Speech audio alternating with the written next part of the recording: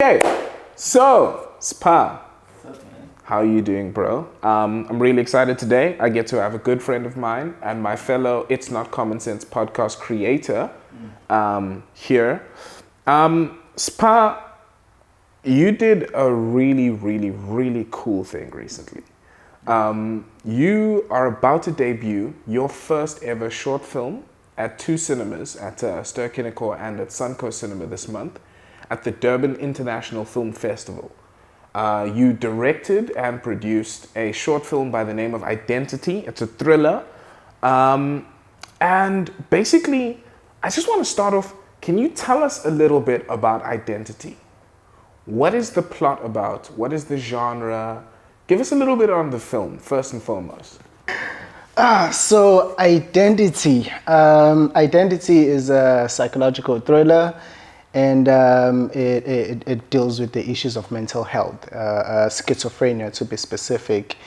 And it's just what do you call it? Synopsis. A synopsis for it will be a guy suffering from schizophrenia. His girlfriend goes missing during his father's funeral, and he's the main suspect. And now we get to see, it's like the whole thing is seen through his perspective, which makes it interesting. It's like it's like a Beautiful Mind kind of movie where we see everything through this character's perspective, and only at the end you realize you sort of figure out what's reality and what's not, as he also figures it out with the psychiatrist. Yeah, so that's the synopsis. So Spa, can you tell me, what was the main kind of thing for you to overcome, or the main thing for you to learn as you entered this process of becoming a director for the first time? Like, what was the first big hurdle where you were like, wow, this was really a learning curve? That's a good question. I would say one thing that I had to learn was not just to make a cool scene, but being able to construct the whole thing and being able to visualize the whole thing, so that even from a scene perspective, you're able to accomplish that bigger vision, you know, on like what's the main thing I'm trying to tell here, what am I trying to get at, because sometimes you can be caught up in just making something really pretty, or it sounds great, but it doesn't tie up to the rest of the whole thing. And making a psychological thriller with a non-linear storytelling, really famous in Hollywood, that alone, you can get lost. You can make something really messy or really good. So it was really important that I'm able to see the bigger vision. We're both young black men from KZN, and we both don't come from exceedingly rich families. So the question a lot of young black men who came from the same places as you and I are going to be asking is, how does one even finance a film like this? How were you able to get together the resources to make something like this possible? Coming up with something like this, it is a big project. It is a very ambitious film. Starting off, it's using the government organizations. I would say it's reaching out to all the government organizations, but I would say also reaching out to angel investors, independent people, and being able to pitch your idea. Like, there's a lot of people out there who are just interested in making something. So it mattered, especially on this film also, that we reach out to like executives, people who have the power to sort of pitch in, you know, into the project, and also reaching out to organizations. I would say reaching out to government organizations is the first thing you should do, because if you get one, chances are all of them are going to come running in. So that's your NFVF, that's your KZNFC, and if you're doing a feature, DTI, IDC, all of those organizations, they're there to fund us, and obviously you need to know how to put together those documents, you know, reaching out to them and asking them what is required, because some people are so scared. just to find out that information, like what do you want? You know, like what do you want for like for me to put down so that you approve my project?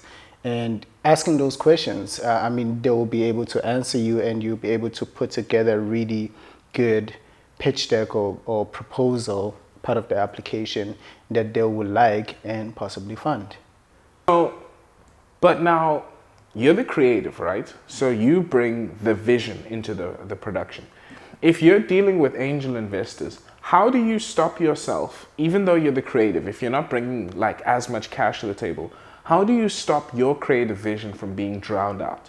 Like, how do you maintain the artistic integrity that you have? I would say, that's a good question, by the way. I would say, reaching out to these people, probably do your research also. Like, do your research, what do they do, and what kind of involvement do they have with the film industry?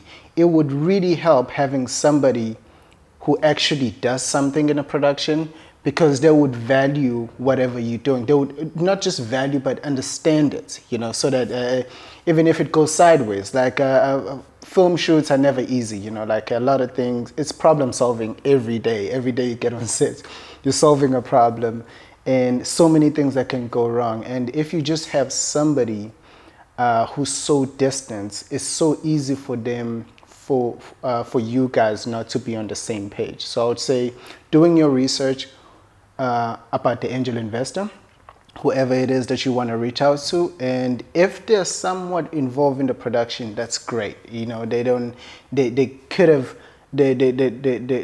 been in the industry before, you know, but they ventured to something else, but they still have a heart for film. That's great. I'm not saying also people shouldn't reach out to general fans, a person who's just a fan of film, they don't know anything about it. Some of those people will be cool, but overall, it's just how you get along with the person. It is really important that, because this is a commitment, don't take it lightly. Taking somebody's money is not, you know, you shouldn't take it lightly, because it's a long-term commitment. This film took 1 year and 4 months to make. Imagine like tying yourself to something more than that, and you hate each and every day of it. So that's just gonna kill you. So it's really important that you do your research, talk to the person, pitch something to them, and probably having something of your own and then pitching to them, they're probably gonna give you that level of respect, so that whatever you do, they can trust your expertise, that you're going to bring out the best products, to the best of your capabilities. So you've explained to us the fact that when you're working on a film like this, it's an extremely long period of time, okay? It's almost like a marriage between you and the rest of the crew members and all of the people involved in creating the production. What makes you maintain your motivation throughout that period of time? How do you maintain that determination? How do you not lose yourself and eventually just go, you know what, fuck this shit is too tiring, it's too hard, it's taking way too long? How do you stay focused? I would say, generally, for me, it comes easier because I enjoy being on set. Like, being on the set of Identity, there was so many stuff going wrong. I remember one time my DOP Dylan was like, dude, how do you keep calm? Like, it's burning right now. Everything is burning right now. Like, how do you keep calm? And it's just my enjoyment of being on set. Like I said, it's problem solving. When we're there, you tell yourself that you're solving those problems. But every day on set, I would hate that I would sleep like 3 hours. But every time I get there, like it's a renewal of that energy, you know, being there, seeing so many people executing one vision. For me, it generally comes easier because of that. So I would say maybe for somebody else, it would be make sure that it's this, whatever you're working on, maybe that current project, it doesn't have to be all of them. It is something that you really believe in and that you like, you know, because seeing it come to life like that, it should generally make you happy. You should rejoice every time you see it coming into life. Like, otherwise it's just gonna be torture, and you're gonna lose Like you're gonna be stressing the entire time, be like, okay, it's not working out. Probably I shouldn't have directed this. Now you died examining yourself, like, I probably wasn't the right choice and all that. But yeah, it's making sure that it's something that you really like and you're passionate about. So, you've told us about your motivations and your terminations and how you're essentially passionate about film, you're passionate about being on set. But what I want to ask you is, what was the birth of all this passion? Where did it all start for you, and how did you get to where you are right now? I would say the drive behind this. For me, storytelling has always been my thing. I figured that out at a very young age. I just didn't know which medium works great for me, but storytelling has been, like part of my life. Actually, all of it. I remember writing poetry.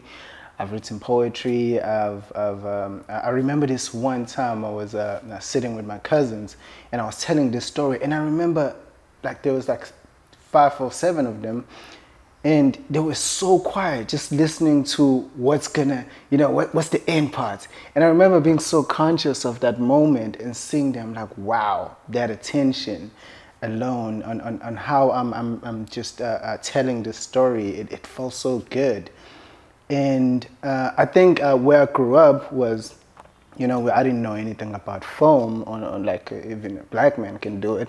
So coming here to Durban, I was able to learn so much. And for me, it was like, okay, start off with photography and eventually you will get there. For me, it was like, it locked. After so many things, it's like so many other things that I've tried. Telling stories through, but when I finally got told that, hey, you can actually make movies, I was like, I can make The Matrix, man. I could do it, and everyone was like, yeah, sure. And for me, that locked.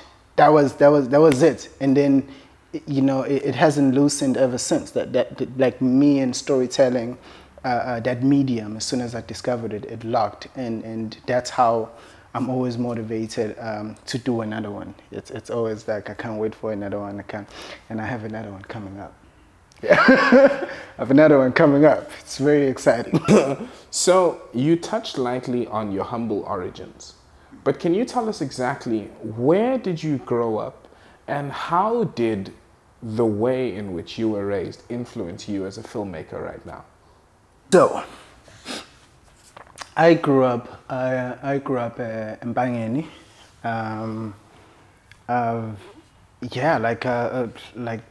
Like half my life was there, from preschool, primary, and it's only varsity that brought me to Durban. And I grew up in a rural area, very rural. Literally got electricity in 2009. Whoa. Yeah. That's crazy. So growing up in that place, it's like I always knew about film, like watching SAPC 1, like ETV, Blockbuster, everybody would watch those. It's always great, but I never saw it as something I could do. I think that's why I settled on other mediums. I'm like, okay, this looks doable for me, so let me try it. And I just never thought of it as something I could do, but something that really interests me. Because there was a time where I enjoyed watching behind the scenes of, I remember my neighbors there, they had like the only place that had DSTV around 2009. And one of the channels, I think it was Mnet Action or something, they would play like featurette, of these big movies on how they were done, and I would just go there, just enjoy watching those, and they always interest me, and I think it's just not knowing that it is possible, but I've always been drawn towards this medium. It's just I never thought it was possible, and getting to Matric, I went and did engineering, which brought me here. And when I came here, I was told, hey, the thing that you've thought was not possible and you really enjoy, it actually is possible, you know. And I never saw, or another thing, I just never saw growing up where I grew up also. It might motivate me to be where I am right now, but I never saw it as a disadvantage for some reason. It was like, okay, since now I'm here and there's all these resources, you know, just use them, you know, like use as much as possible. And getting there on set and shooting, if it makes you happy, you should be good, you know, you should be good. So, you're being really humble. One thing that you didn't mention at all, bro, you are like a fucking child savant. You were one of those fucking kids from the hood who's getting like 90% without a tutor, or I did really well at school, right? But I didn't do as well as you. And I had fucking tutors and I had like private school, like teachers, and I had classes with 14 people. Like, bro, you were on some like Point Dexter, I'm smart as shit.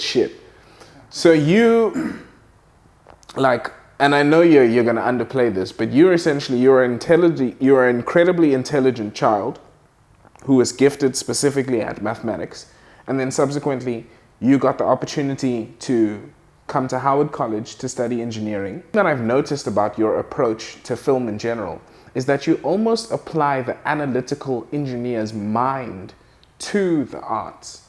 Can you tell me a little bit about how and why you do that? Cool. That's, yeah, I would say,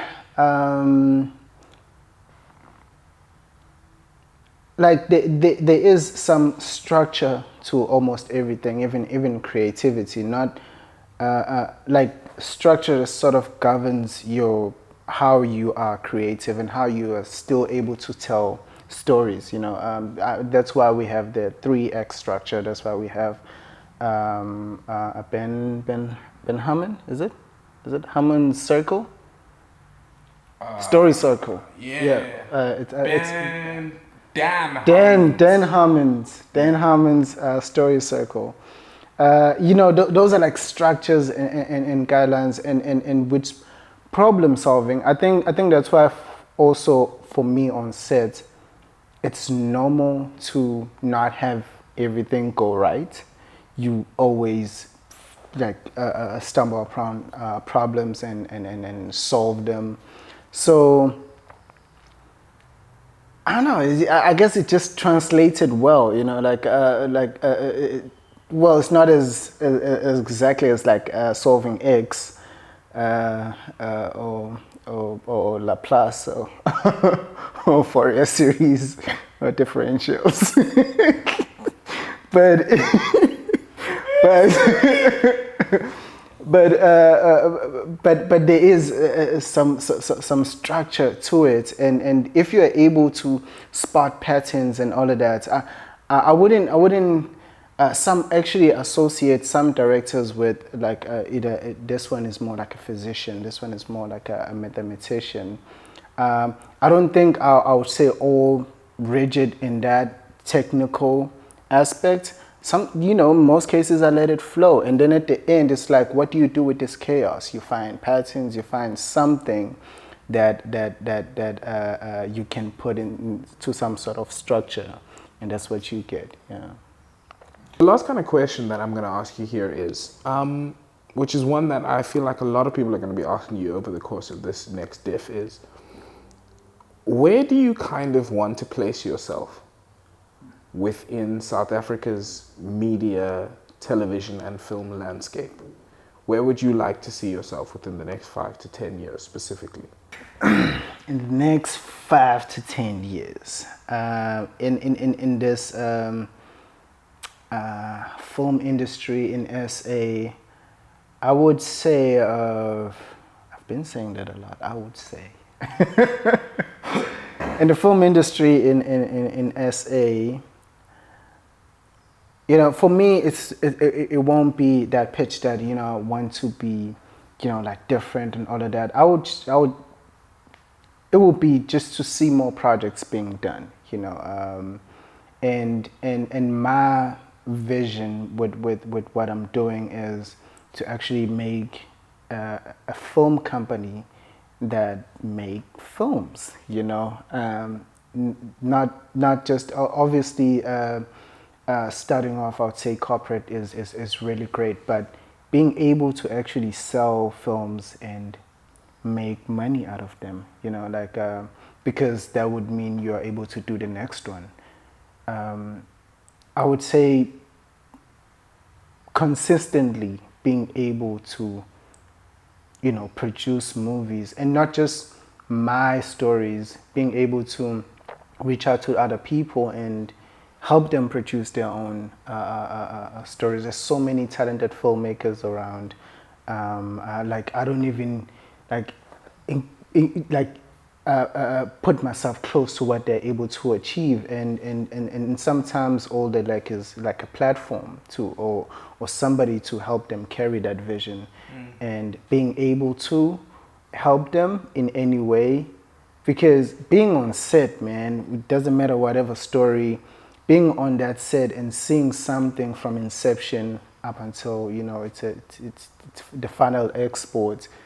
It's amazing seeing that come to life. For me, that excites me a lot. And if I can help people do that and obviously make money out of it, that would be great for me. So if you were to see me like in 5 years, that would still be the same vision, man. Making that platform for me and other people to actually make stuff, and seeing Durban as one of the I would say there is an opportunity to make something sustainable here, and like having seen, like I'm gonna make an example with DJ Thera, like he did a lot of stuff in Johannesburg, and he came back here and he actually made a base, and like everything KZN Thera knows about it. Thera is involved somehow, so that's how much impact he has been able to bring and make here, and I believe if it's not me, somebody,